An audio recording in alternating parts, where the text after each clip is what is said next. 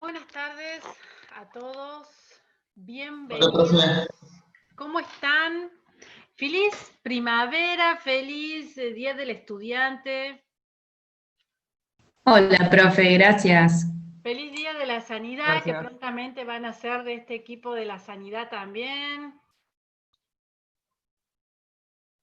Bueno, les cuento cuál es el objetivo del encuentro de hoy. En el encuentro anterior de adulto y anciano habíamos hecho una introducción a lo que era el sistema nervioso, más bien las alteraciones del sistema nervioso central y periférico. La idea es involucrarlos en la semiología de las alteraciones del sistema nervioso para luego planificar una tarea. Bien. Ustedes saben que nuestra materia no se promociona, sino que se regulariza.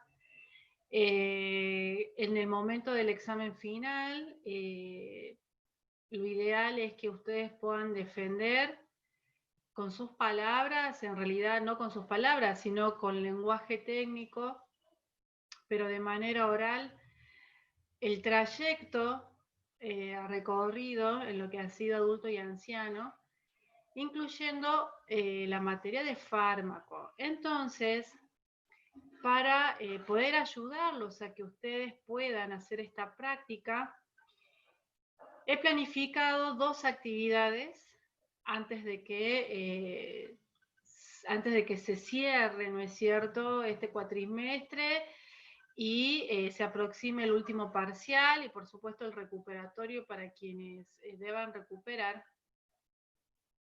La actividad que se ha pensado es en una actividad en donde ustedes puedan hablar. Ustedes puedan hablar, obviamente a través de la plataforma Zoom, pero con una tarea asignada. Esta tarea se las voy a comentar luego de mostrarles la semiología del sistema nervioso central. La idea, como les dije de nuevo, es que ustedes puedan practicar esta verbalidad, ¿no? Que ustedes puedan hablar frente a los compañeros y frente a la docente con soltura, utilizando el lenguaje técnico. Para hacer la tarea, obviamente vamos a seguir trabajando con la búsqueda bibliográfica correcta, con la redacción de la bibliografía de manera correcta, ¿bien? Para que ustedes, digamos, terminen de cerrar todo lo aprendido en un taller. ¿Ah? Por lo tanto, para los compañeros que no se encuentren hoy en clase, pues multiplíquenlo, de todas maneras, se va a poner la tarea, de todas maneras, toda esta información va a estar en el aula virtual, lo voy a comunicar en el grupo de WhatsApp, ¿bien? Bueno, voy a empezar a compartir mi pantalla.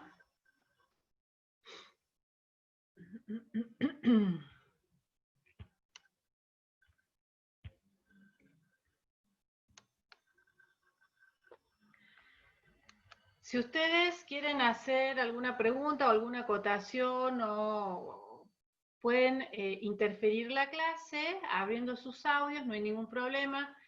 Yo voy a minimizar este cuadro donde salen las personas que están conectadas para que puedan ver toda la presentación, ¿sí? Esta presentación yo la he acompañado con videos editados justamente para que lo que parece una palabra extraña, ustedes lo puedan representar en algo que se vive, ¿no? ¿Por qué es importante conocer esta semiología? Porque cuando se habla de las alteraciones del sistema nervioso, tanto central como periférico, estas palabras surgen, ¿sí? Surgen en la descripción de la fisiopatología, en los signos y síntomas, Entonces es muy importante que ustedes puedan imaginar en sus mentes cómo se vería este paciente, ¿sí? Siempre, siempre la idea es que ustedes puedan usar cierto juicio clínico para plantear sus cuidados, ¿no es cierto? Los cuidados de enfermería. Muy bien, vamos a empezar.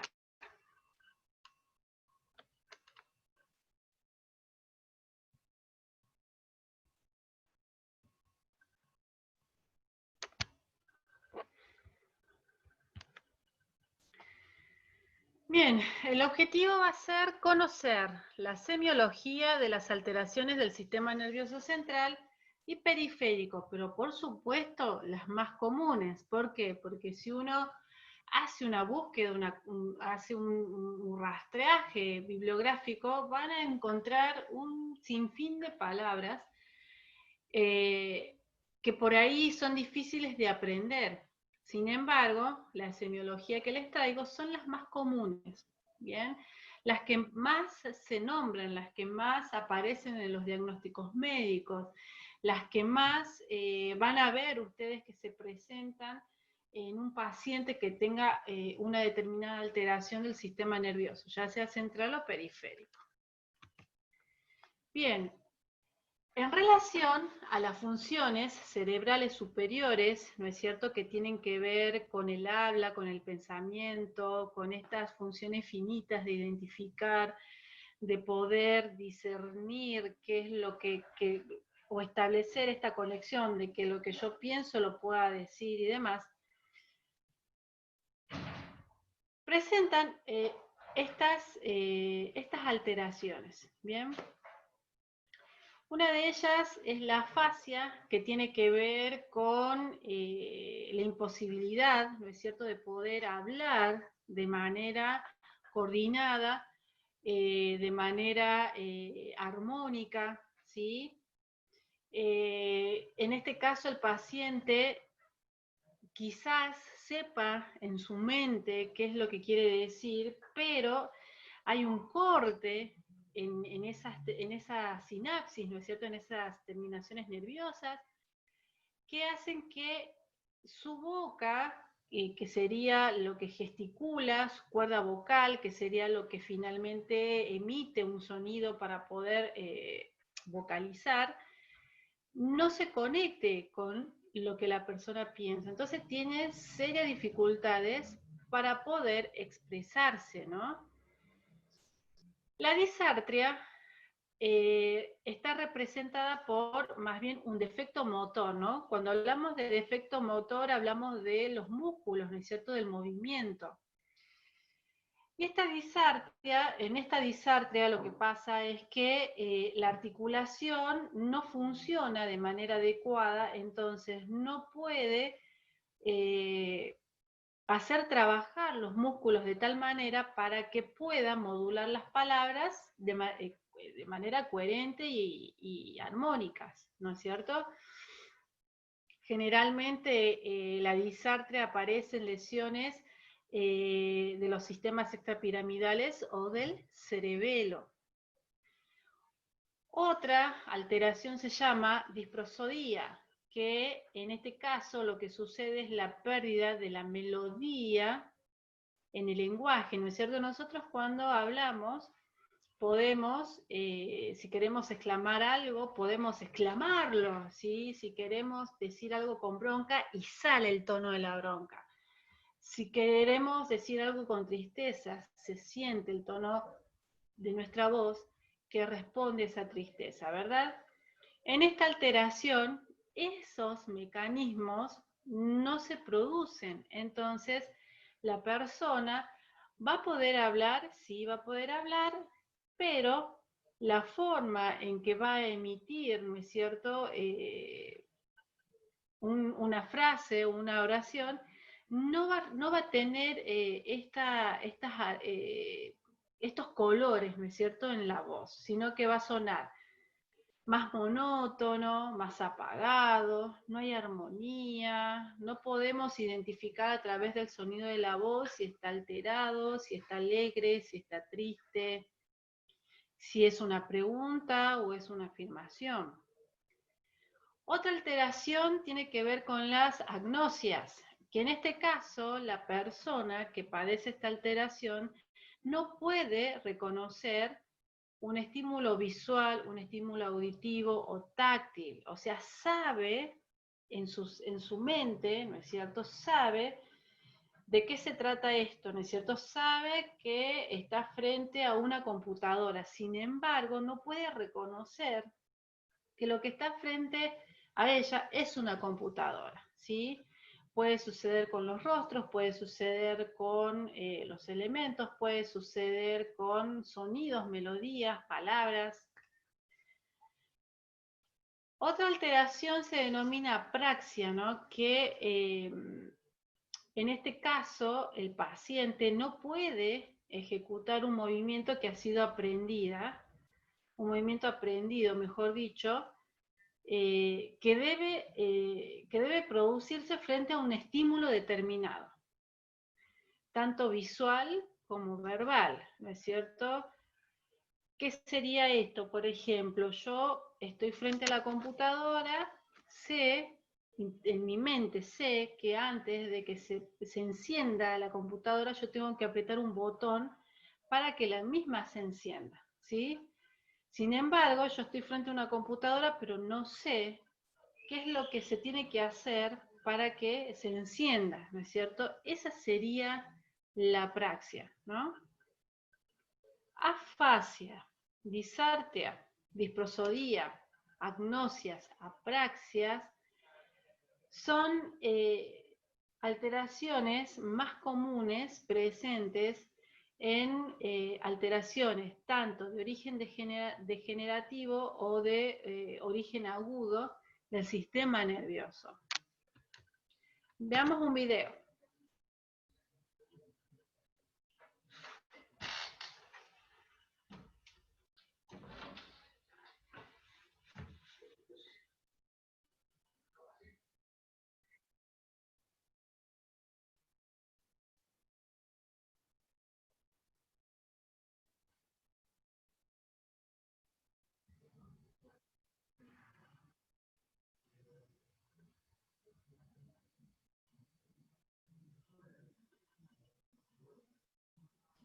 Profe, ¿tiene audio el video? ¿Sí? ¿Tiene audio? Porque no se escucha, va, por lo menos yo. Tiene audio. ¿Alguien más no lo escucha? Yo tampoco, profe. Yo tampoco. Bueno, estos videos van a estar en el aula virtual. Quizás sea la conectividad del Zoom.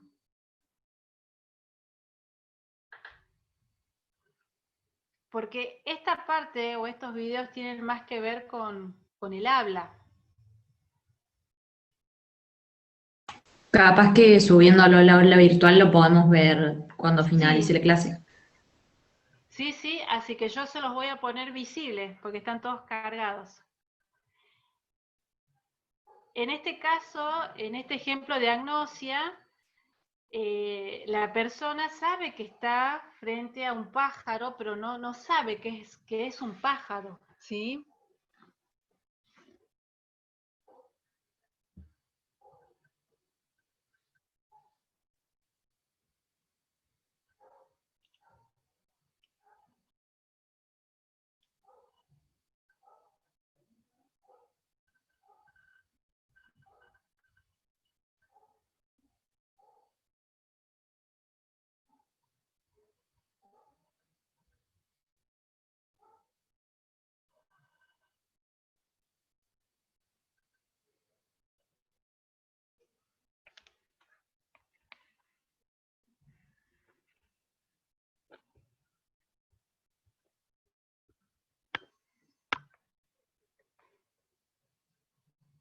¿Siguen sin escuchar?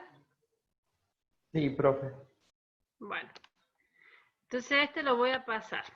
Tiki, tiki, tiki, tiki, tiki. Bien. Lo que está relacionado a las ramas sensitivas son alteraciones que tienen que ver con percepciones equivocadas, erróneas, que se producen.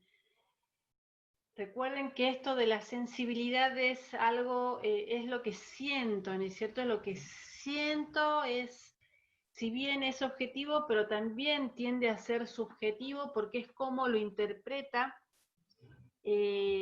cada persona, ¿sí? En el podio, digamos, en el primer lugar de las alteraciones que están asociadas a la sensibilidad se encuentra el dolor, ¿sí? Pero este dolor que si está asociado a una alteración del sistema nervioso va a tener un nombre particular que se denomina dolor neuropático. Este dolor neuropático puede presentarse de manera extremista. ¿Esto qué quiere decir? Que puede suceder que no sienta dolor frente a un estímulo doloroso, o puede ser que el dolor que siente sea exagerado, ¿no es cierto? Que la reacción sea exagerada a lo que habitualmente se esperaría frente a un estímulo leve, ¿no es cierto? Por ejemplo, el roce de una sábana, ¿no? Este dolor tiene o se asemeja a una descarga eléctrica, ¿no? Que es insoportable, es quemante, es punzante. Quizás lo más reconocido es el dolor neuropático en pacientes que tienen diabetes mellitus, por ejemplo, o aquellos pacientes que tienen como complicación de un tratamiento neuropatía, en el caso, por ejemplo, de los pacientes que reciben quimioterapia, ¿sí? En los pacientes que sufren de alcoholismo severo también pueden presentar este tipo de alteración, ¿sí? Otra forma de presentarse esto de la sensación de la sensibilidad se denomina hipoestesia. En el caso de las hipoestesias, lo que refiere la persona que lo padece es la sensación de que la zona está como acartonada, como un leve adormecimiento en la superficie que se toca, que se palpa, ¿no es cierto? Que al mismo tiempo pueden manifestar o pueden presentar dolores del tipo quemante, ¿no es cierto? Dolores del tipo neuropático, ¿no? Dolores insoportables. Otra alteración se denomina disestesia o parestesia, ¿no? En el caso de las parestesias, a diferencia del resto, ¿no es cierto?, tiene o tiende a poder ser localizada de manera estricta, ¿no es cierto? ¿Por qué? Porque la persona puede referir en dónde percibe o en dónde está esa sensación, sea el pie, sea una mano, sea un glúteo, ¿sí? Pero estas disestesias o parestesias van a variar entre un simple hormigueo a tener sensación de pinchazos de agujas o de descargas eléctricas, esa sensación de dolor insoportable, ¿no es cierto? Entonces fíjense que las alteraciones asociadas a la sensibilidad son percepciones o se traducen en percepciones extremistas, ¿no? O que se siente poco o que se siente demasiado ante estímulos que deberían brindar respuestas diferentes. En este cuadrito, lo que les quise mostrar es una generalidad, ¿no? Una generalidad de los defectos que pueden suceder cuando se alteran las ramas sensitivas, ¿no? Acá aparece la hipoestesia, aparece la hipoalgesia, ¿sí? Cómo se presenta o qué sensaciones tiene la persona en relación a las parestesias o disestesias si el daño se produce en el sistema nervioso periférico o en el sistema nervioso central. Lo mismo para el dolor neuropático y demás. La idea de este cuadro es que ustedes puedan comparar, ¿no es cierto? Es que ustedes, si necesitan poder hacer referencia a un origen de la alteración, puedan saber o puedan identificar si se trata de una alteración del sistema nervioso periférico o si tiene más que ver con una alteración del sistema nervioso central, ¿sí?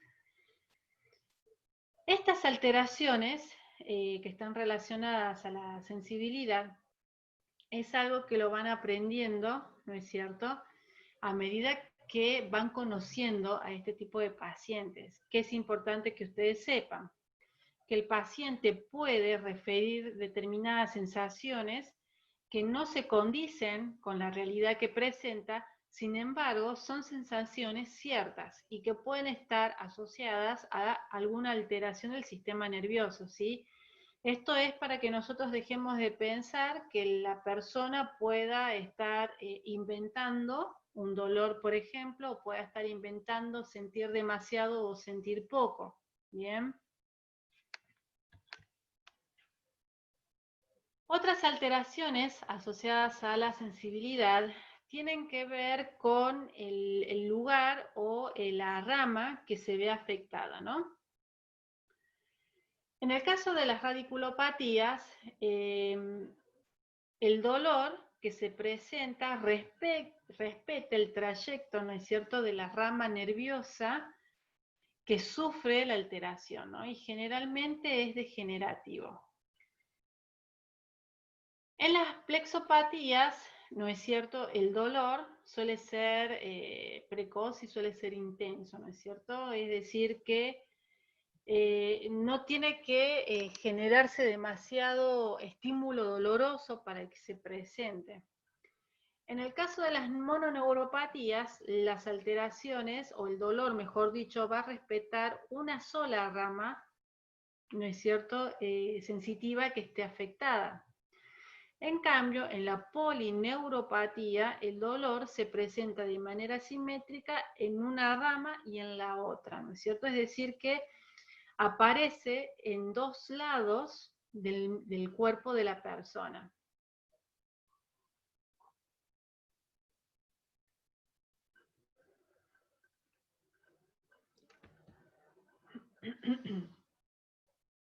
Puede suceder que se produzcan lesiones sensitivas a nivel de la médula espinal.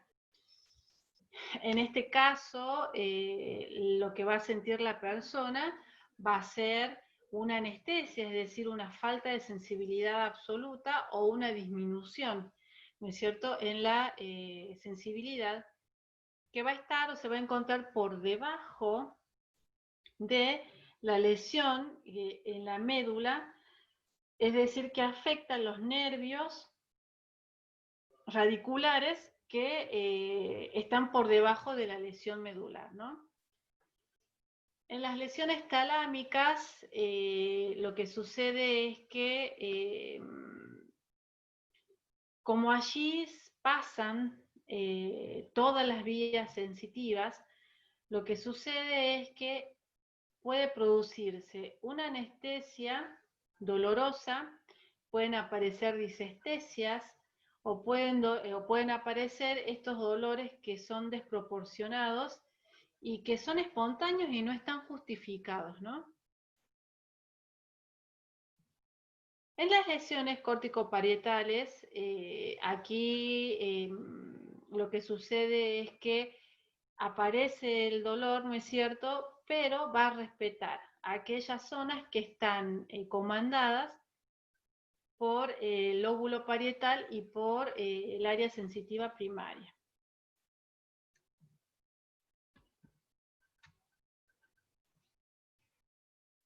Acabamos de ver cuáles eran las alteraciones que están asociadas a la sensibilidad. Ahora vamos a conocer cuáles son las alteraciones que están asociadas a la función motora. Es decir, el funcionamiento del nervio, del músculo, de los huesos, de las articulaciones, ¿bien? Las lesiones que afectan la función motora, lo que producen son parálisis o trastornos en el tono muscular, en la postura, en los reflejos, en cómo la persona ejecuta los movimientos, ¿no?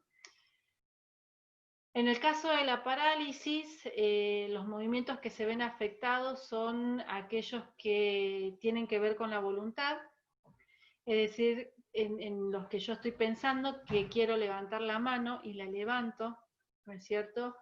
Movimientos finos, distales, ¿no? Finos quiere decir, por ejemplo, hacer una pinza con mis dedos, ¿no es cierto? Hacer movimientos mucho más complejos, pero de órganos que se encuentran lejos de la médula espinal, ¿bien? En el caso de las lesiones cerebrales, este tipo de parálisis suele respetar un solo lado del cuerpo. En cambio, cuando la lesión es a nivel de la médula espinal, suele respetar ambos lados del cuerpo.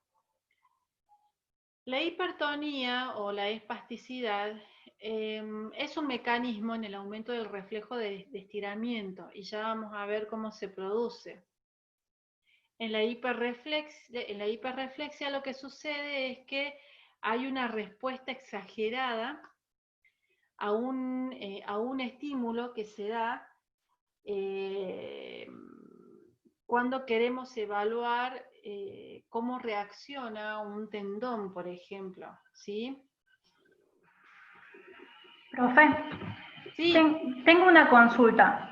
De acuerdo a la diapositiva que pusiste hace un rato, ¿puede ser que, por ejemplo, un paciente que sufrió una lesión medular, tal vez a nivel de la cervical, S4, una lesión alta, tenga la parálisis, pero también se presente esto de la hipertonía y la espasticidad, que vayan en conjunto, o es sí, determinante? Si solo tiene parálisis, no no. puede tener... Ah, ok. Se pueden presentar distintos tipos de signos del daño, ¿sí? Inclusive puede presentarse o puede haber una destrucción de la fibra motora, por ejemplo, que este paciente tenga una parálisis. Sin embargo, la fibra sensitiva Claro, sigue todavía, activa. claro, todavía Claro. conserva cierta función. Entonces, presenta una parálisis, sí, no puede moverse, no puede hacer movimientos finos, etcétera. Puede presentar Genial. hipertonía, espasticidad, pero refiere dolor. Claro, por eso el dolor neuropático que suelen sentir. Puede suceder.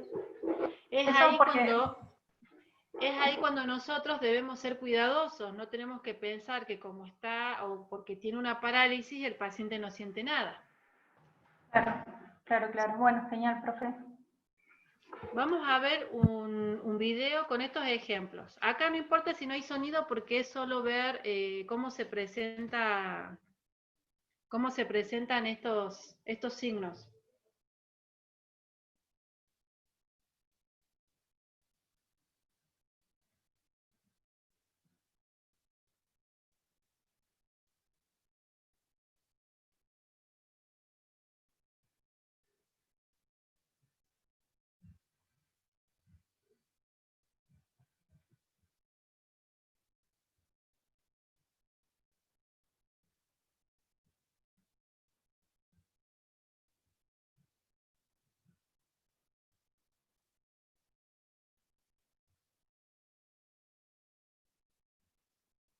Ahí pueden ver cómo es la respuesta exagerada al estímulo, ¿no es cierto?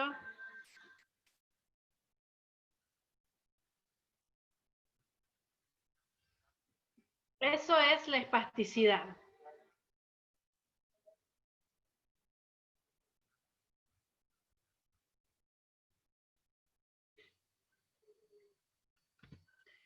En el caso de la espasticidad, la persona no tiene control de esas reacciones bruscas, ¿no es cierto?, de sus miembros. Entonces, puede suceder que ante el menor estímulo tenga una reacción que se traduzca en un golpe. Entonces, cuando nosotros tenemos que movilizar este tipo de pacientes, por ejemplo, para hacer una higiene, tenemos que considerar estos aspectos, ¿no? Por ejemplo, tenemos un paciente que tiene una lesión medular, aproximadamente en las lumbares, por así decirlo. Por lo tanto, tiene control y manejo de su tronco, pero no de sus miembros inferiores, ¿no es cierto? Pero presenta espasticidad. Entonces, yo lo tengo que higienizar, tengo que hacer un baño general. ¿Qué va a pasar con este paciente? Si yo no cuido, no lo protejo del roce de las barandas, por ejemplo, en una reacción brusca que tienen esas piernas del paciente, a raíz de la espasticidad, puede golpearse y puede lesionarse, ¿sí? Entonces, si yo tengo un paciente que presenta estas características, voy a procurar proteger sus piernas de las barandas, protegerme, porque me puede golpear sin voluntad, ¿no es cierto?, sin querer, y que el golpe sea brusco, ¿no? Voy a tener las precauciones para poder hacerlo. Lo que yo no debo hacer es forzar a esos miembros que están espásticos a que se mantengan una determinada forma, ¿sí? Otras alteraciones que están relacionadas a la función motora tienen que ver con fasciculaciones, con mioquimias y neuromiotonías y calambres. ¿Qué son las fasciculaciones? Las fasciculaciones tienen que ver con contracciones, ¿sí? Es como que el músculo presenta contracciones que no son controladas, ¿no? Pero estas contracciones que no son controladas del músculo que sí se pueden ver, no van a producir un daño, por ejemplo, a nivel de las articulaciones, ¿sí? Salvo en aquellas articulaciones mucho más pequeñas, pero a largo plazo, ¿no es cierto? No es porque este paciente hoy presente fasciculaciones se va a dañar sus falanges, ¿sí? Sino que tiene que ser una situación que se mantenga y que se sostenga en el tiempo, ¿no? Estas fasciculaciones no siempre son patológicas, pero sí se pueden presentar en alteraciones del sistema nervioso asociado a las fibras motoras, ¿no? En la mioquimia y la neuromiotonía, lo que sucede es que hay una hiperexcitabilidad, ¿no es cierto?, de las neuronas, lo que hace que se contraigan los músculos y que se pueda ver, o sea, se ve debajo de la piel cómo estos músculos se contraen. La neuromiotonía está como asociada, o mejor dicho, en la neuromiotonía, la actividad esta de contracción del músculo es continua, ¿no es cierto? Los espasmos son continuos, es decir, no hay una pausa. Y en los calambres, que al igual que las dos alteraciones anteriores, se presenta, ¿no es cierto?, la contracción del músculo, pero en el calambre existe el dolor, ¿no es cierto?, se produce el dolor. Generalmente aparecen al inicio de las enfermedades de las motoneuronas y en aquellas alteraciones de los músculos asociadas al metabolismo, ¿no es cierto?, la falta de algún electrolito, por ejemplo, o por toxicidad.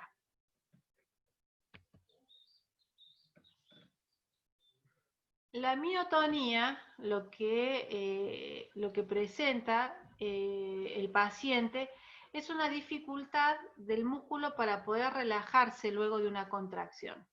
Ustedes vieron que nosotros, por ejemplo, podemos sentarnos de cuclillas, inmediatamente sentarnos, ¿no es cierto? Por lo cual nuestro músculo se contrae y luego se distiende para permitir que nosotros nos podamos elevar.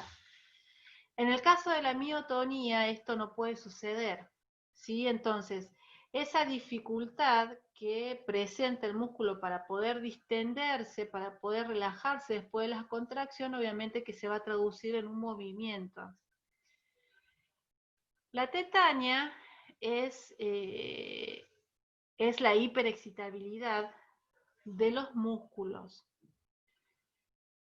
¿Qué sucede aquí? Se produce un espasmo de los músculos que va a ser mucho más representativo cuando lo vean en los videos. Se produce un espasmo en los músculos que no se resuelve, ¿no es cierto? Los músculos no se pueden relajar en ningún momento. En el caso de la atrofia muscular, lo que sucede es que los músculos aquí pierden su funcionalidad como consecuencia de una lesión, tanto de las fibras musculares o pueden ser de las neuronas que están encargadas de la motricidad, ¿no es cierto? Y que se encuentran a nivel medular. Vamos a ver un video de estas alteraciones para que ustedes puedan representarlo en sus mentes.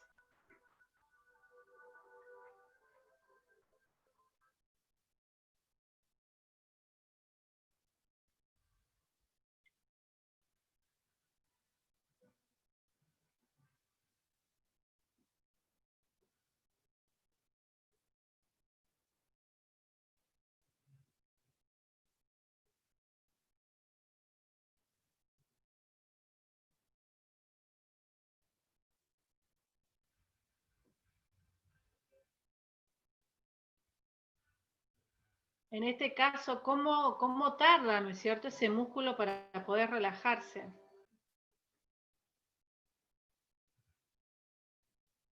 En la tetania, acuérdense en que hay una hiperexcitabilidad de las fibras musculares, no hay relajación de los músculos, ¿bien? Observen cómo se encuentra o cómo adopta o qué posturas adopta este paciente con tetania.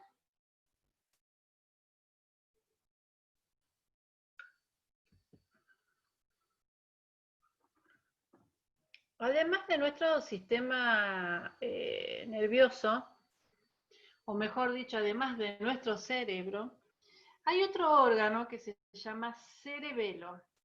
Este cerebelo es el principal responsable de mantener el tono muscular, de mantener el equilibrio, la coordinación de los grupos musculares.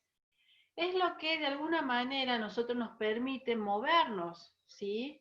Una alteración a nivel de este órgano que se llama cerebelo, por supuesto, va a tener consecuencias en esto que nosotros hoy tenemos, que es el equilibrio, que es la posibilidad de coordinar nuestros movimientos y demás. Bueno, el ejemplo más representativo que les puedo brindar es la borrachera, ¿sí? Cuando una persona está intoxicado con alcohol y pierde la posibilidad de mantener un equilibrio, de mantener una caminata equilibrada, ¿sí?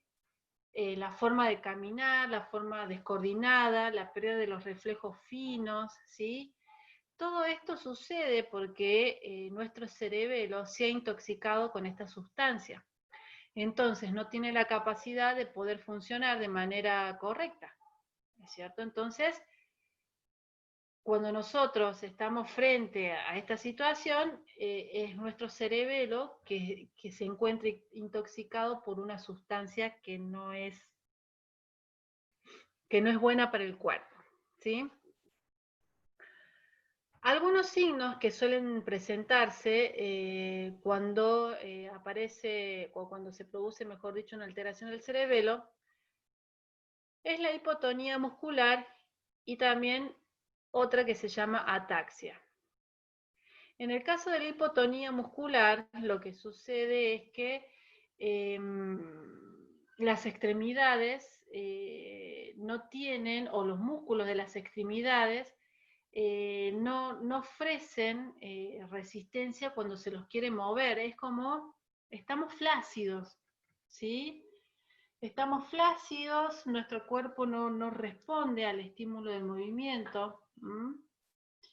En el caso de la ataxia ya hay una pérdida de la armonía del movimiento, ¿no es cierto? Voluntario, ¿no es cierto? Es decir, yo quiero caminar,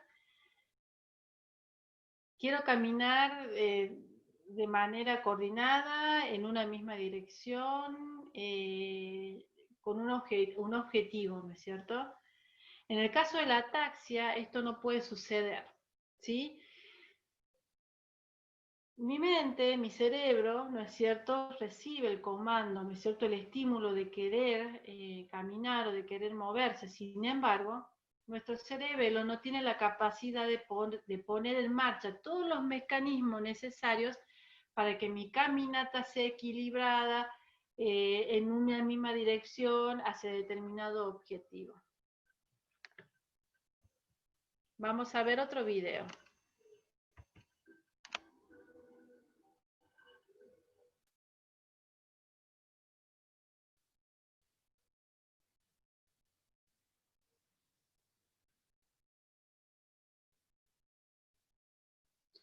Noten cuál es la dificultad que presentan estas personas para poder tener una marcha armónica, ¿no es cierto? Van como tambaleándose, ¿sí?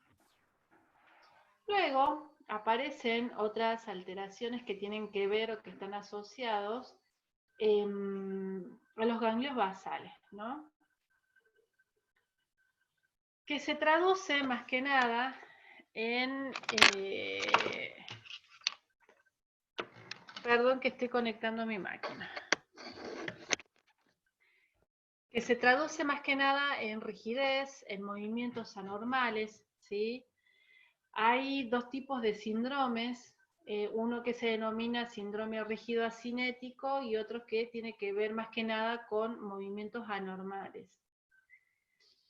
En el caso del síndrome rígido acinético se presenta una rigidez muscular que es permanente, que es continua cuando la persona desea hacer un movimiento. Se presenta cinesia, hipocinesia, bradicinesia. Esto tiene que ver con los movimientos, ¿no? La cinesia será la falta de estos movimientos. La hipocinesia tendrá que ver con la disminución de estos movimientos y la bradicinesia tendrá que ver con la lentitud con que se realizan estos movimientos, ¿no? Y las alteraciones de la postura, ¿no? Estas personas van a tender a tomar o adoptar posturas anormales, ¿no? Y otros que son movimientos anormales que tienen que ver con el temblor, con coria, balismo, distonía, acaticia, mioclonías, tics. Estos movimientos anormales pueden presentarse por sí mismos o pueden presentarse en forma de, o en conjunto, formando parte de algún síndrome. Siempre hablando de las alteraciones del sistema nervioso, ¿sí? En el caso del temblor, el movimiento es anormal, es repetitivo, es oscilatorio. Estamos muy acostumbrados a ver temblores, ¿sí?, en las personas. La coria, en cambio, es un movimiento mucho más amplio, ¿no es cierto?, más brusco, es irregular, no sigue un patrón, ¿no es cierto? No es que esta persona decide mover el brazo o mover la pierna hacia el lateral derecho, por darles un ejemplo, y la coria o ese movimiento irregular responde a ese patrón que desea seguir ese paciente, no, aparece de la nada. El balismo es mucho más amplio, mucho más brusco que el coria. La distonía tiene que ver con una contracción involuntaria y también de mucho tiempo de los músculos, ¿no? Inclusive cuando la persona se encuentra en reposo o cuando no está intentando hacer ningún movimiento. En el caso de la acaticia, el paciente tiene mucha dificultad para quedarse quieto, estando en la posición en la que esté, sea de pie, en la cama, sentado. En el caso de las mioclonías, se producen sacudidas musculares que son involuntarias. Y en el caso de los tics, sí son también movimientos involuntarios, pero son breves y son mucho más rápidos. Veamos videos de estos ejemplos. Presten atención.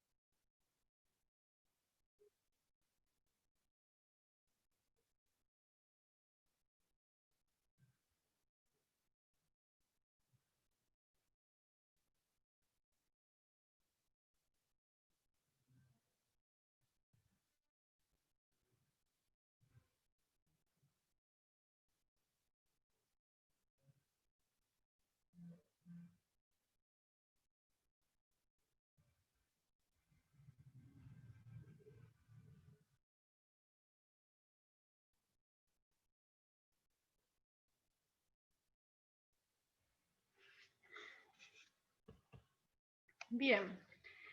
Profe, una pregunta. Sí, Pi.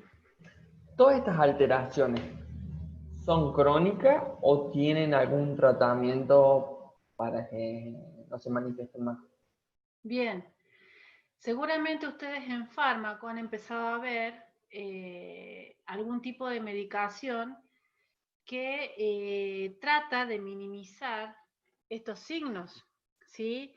Que trabajan a cierto nivel de donde se produce el daño para poder minimizar los efectos de estas alteraciones y poder controlar los signos y los síntomas, ¿sí? Sea de dolor, sea de las alteraciones relacionadas a la motricidad, ¿sí? ¿Para qué? Para mejorar la calidad de vida de las personas, ¿sí? Generalmente este tipo de alteraciones se producen en pacientes que tienen enfermedades que les dura para siempre, ¿no es cierto? Que son las conocidas como enfermedades crónicas o alteraciones degenerativas, ¿no es cierto?, de la persona.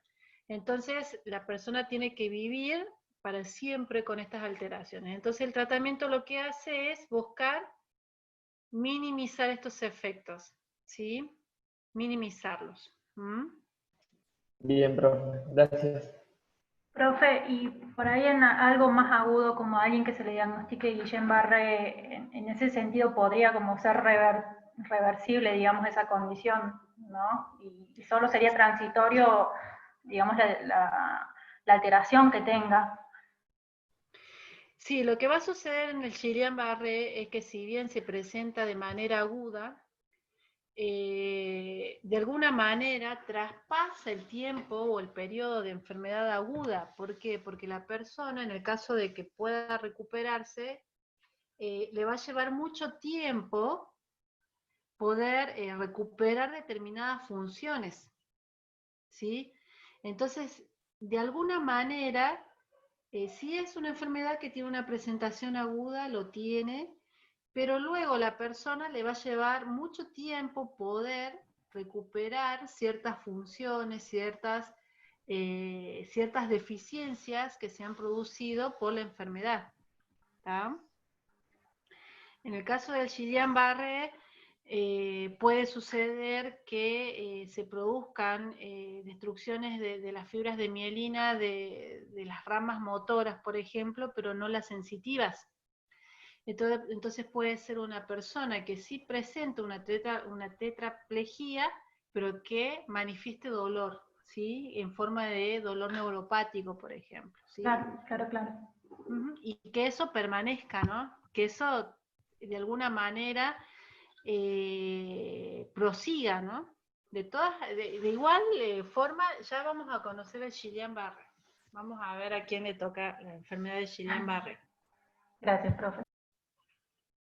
Lo que tiene que ver con el sistema nervioso vegetativo, si se acuerdan, dentro de lo que tiene que ver con el sistema nervioso vegetativo, teníamos el sistema nervioso simpático y el parasimpático, ¿sí? Que si ustedes recuerdan, este sistema nervioso se ocupa de las funciones de la musculatura lisa, ¿no?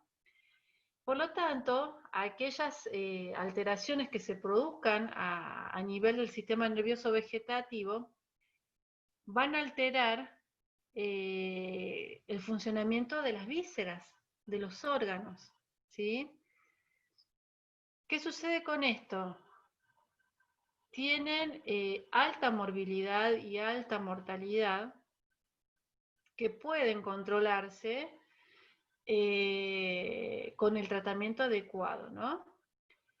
¿Dónde impacta más estas alteraciones? En el sistema respiratorio y en el sistema cardiovascular, ¿no? En lo que tiene que ver con el mantenimiento de la respiración y, por supuesto, que este oxígeno y estos nutrientes vayan a los órganos que corresponden.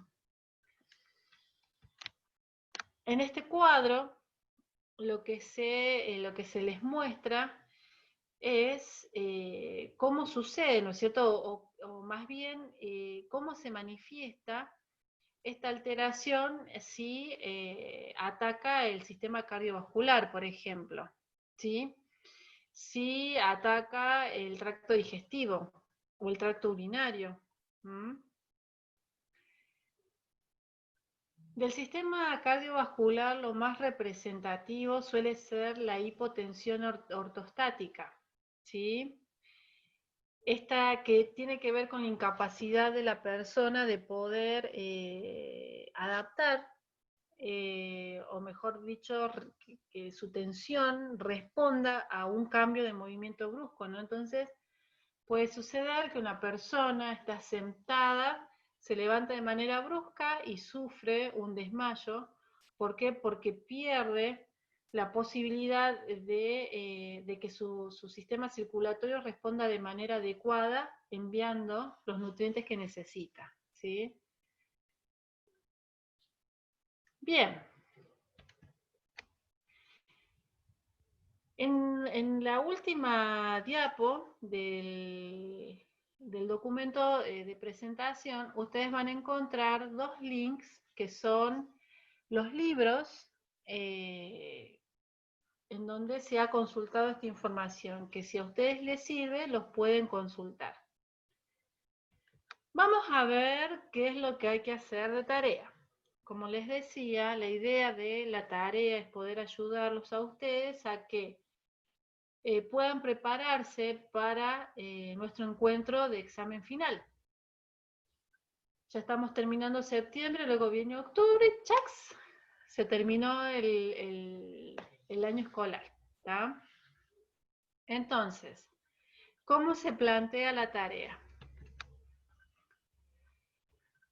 Por un lado, la idea es que ustedes puedan hablar, de que ustedes puedan comentar a los compañeros y comentarme a mí a través de la plataforma Zoom, utilizando un recurso para presentar el tema que ustedes decidan. Puede ser un Word, puede ser un PowerPoint, puede ser un video, puede ser una peli, ¿sí? Lo que ustedes decidan. Pero estas presentaciones no deben durar más de 10 minutos, ¿sí? Y esta tarea es individual, no es grupal, sino que cada uno va a desarrollar su presentación. Se ha dividido las alteraciones que son degenerativas y las alteraciones que se presentan de manera aguda. Es decir, se agrupan las degenerativas y se agrupan las agudas. Se ha asignado a cada nombre una alteración, tanto aguda como degenerativa. Entonces, para el miércoles 7 de octubre, le dedicaremos el tiempo a la exposición de los procesos degenerativos. Y para el 14 de octubre, le dedicaremos tiempo a la presentación de los procesos agudos. ¿Sí? De las dos presentaciones se va a promediar una nota que va a ser la nota del último trabajo práctico que va a alimentar su nota para regularizar la materia. ¿Bien? ¿Qué es importante que ustedes sepan? Que cuando uno habla de promediar, quiere decir que suma todas las notas y las divide en el total de los trabajos prácticos, por así decírselos, ¿no es cierto? Entonces, si hay un trabajo práctico, si hay una ausencia o dos ausencias, eso va a quitar puntaje en el promedio de sus notas, ¿no? Por lo que, si lo que yo voy a hacer es promediar estas dos presentaciones para tener una nota, si en alguna de ellas no están presentes, no lo presentan, entonces la nota total de cualquiera de ellas se dividirá en dos y será la nota final. ¿Bien? ¿Soy clara en esto? Sí, profe. Bien. En este cuadro, que también está, que ya lo voy a poner visible en el aula virtual, está la asignación de los temas. ¿Sí? Está la asignación de los temas para presentar el día 7 de octubre y el día 14 de octubre. ¿Cómo vamos a hacer? En lo que queda de clase de hoy, ustedes pueden, son las 7 de la tarde, ustedes pueden usar este tiempo para empezar a hacer la investigación de acuerdo al tema que les haya tocado. El próximo miércoles, que es el miércoles 30, una hora van a estar con fármaco y la siguiente hora van a estar conmigo, por lo cual va a ser otra hora que ustedes van a poder usar para terminar o para hacer este trabajo. ¿Estamos de acuerdo? Sí, profe. Bien, por lo tanto, para el 7 de octubre presentaremos el tema que les toque y para el 14 de octubre el tema que les toque, ¿sí? ¿Qué es lo que tiene que tener su presentación para mostrarle el resto? Recuerden, un concepto de la alteración, cuáles son sus signos y síntomas, cómo sucede, es decir, su fisiopatología, y cuál podría ser el tratamiento, ¿sí? Esto haciendo caso a lo que preguntaba Pablito, ¿no es cierto? ¿Qué es lo que pasa con esta persona que tiene todas todas estas cosas o todos estos signos y síntomas. ¿Qué pasa con esta persona? ¿Sí? ¿Estamos de acuerdo? Sí, profe, genial. Sí, Bueno, profe. Sí, sí. entonces, a partir de ahora yo voy a poner visible el aula virtual, todo esto, y también los videos para que ustedes puedan entrar y ver, en especial los videos que estaban asociados al lenguaje para que puedan escuchar. Y nos ponemos a trabajar sobre los temas asignados, ¿sí? Yo voy a desconectarme del Zoom y voy a abrir el chat del aula virtual para que puedan consultar lo que ustedes deseen, ¿sí? Tanto para la clase del día 7 de octubre y para la clase del 14 de octubre, se les va a colocar un espacio en las clases para que ustedes puedan colgar la tarea, ¿sí? Es decir, esa presentación que ustedes van a hacer hacia los compañeros, hacia mí, la van a colgar como tarea en este espacio del aula virtual. ¿Bien? ¿Estamos de acuerdo? Sí, profe, ¿cuánto Sí, de más o profe. menos dura cada presentación? No más de 10 minutos para Bien. que podamos escucharnos entre todos, ¿sí? Bien. ¿Alguna otra duda? Profe, una consulta. ¿De dónde dijo que había que sacar la información? Bien, la búsqueda bibliográfica ustedes la pueden hacer a través de internet, utilizando siempre las páginas que son aceptables, que tienen contenido científico. Recuerden que puede ser Lilacs, puede ser el Google Académico, Cielo y el Clinical Key, entre otros, ¿sí? Pueden sacar información de libros, si es que tienen, en la presentación anterior y en esta presentación están los links de los libros que tienen vista previa en internet y que ustedes también pueden ver si encuentran la información que necesitan, ¿sí? ¿Qué va a ser importante? Recuerden que nosotros estamos trabajando con la redacción de la bibliografía de manera correcta. Entonces, cuando ustedes coloquen la bibliografía en sus trabajos, respeten las normas APA. Bien, si tienen duda de cómo hacerlo, me escriben, no sé, el viernes, el sábado, me escriben y lo ensayamos, ¿sí? La idea es que ustedes puedan hacer la búsqueda bibliográfica de manera correcta y puedan citar esa búsqueda bibliográfica de manera correcta. ¿Bien? ¿Alguna otra pregunta? No, profe, por lo No, menos profe. ahora. Bueno, entonces yo ahora cierro el Zoom, pongo para que vean todas las presentaciones del aula virtual y le dejo este espacio para que ustedes puedan trabajar. Y recuerden, el miércoles que viene, desde las 7 de la tarde hasta las 20 nos vamos a encontrar, ¿no? De nuevo nosotros y podemos ir viendo qué dificultad han tenido para encontrar la información, si quieren hacer alguna pregunta sobre la presentación, ¿bien? La idea es ayudarlos a que ustedes puedan expresarse, ¿bien? Profe, Hola Ángeles. eh, hola, una pregunta. El otro día, por una casualidad, estaba viendo el calendario académico de la facultad y en el calendario académico figura que el miércoles que viene es feriado. Eh, Quizás hay algún error, pero...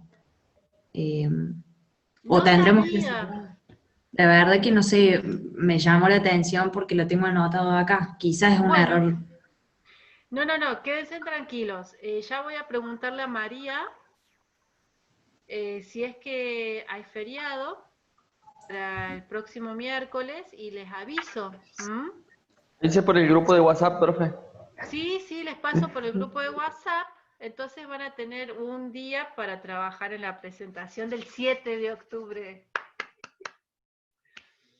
Pero les aviso, ¿sí? Y bueno, y ya saben, a través del grupo, a través de los mensajes, me van preguntando y yo estoy para ustedes. ¿Bien? Profe, última pregunta. ¿Es a libre elección el modo que queramos hacer la presentación del trabajo? Sí. Ustedes pueden elegir si lo quieren Mi- hacer con un Word, si lo quieren hacer con un PowerPoint, si quieren mostrar una reseña, una película, y hacer como una lectura de esa pequeña reseña, como ustedes deseen, ¿sí? Bien. Como ustedes deseen. Perfecto, profe, gracias. Sí, Profe, Lili, sí, el miércoles es feriado, porque es el día de San Jerónimo. sí, eso está diciendo Ángeles. Sí, es feriado. Sí, así que sí, de todas maneras lo voy a corroborar con María y yo les voy a avisar a través del grupito de WhatsApp. Bueno, Bueno, entonces yo ahora cierro el Zoom, chicos, cierro el Zoom y abro el aula virtual para que ustedes puedan ver y allí van a encontrar el listado de temas para cada uno, ¿sí? Gracias, profe. Bueno, Gracias, Gracias. profe. Nos Que ande vemos. gracias bien. a ustedes por venir, cada vez son menos.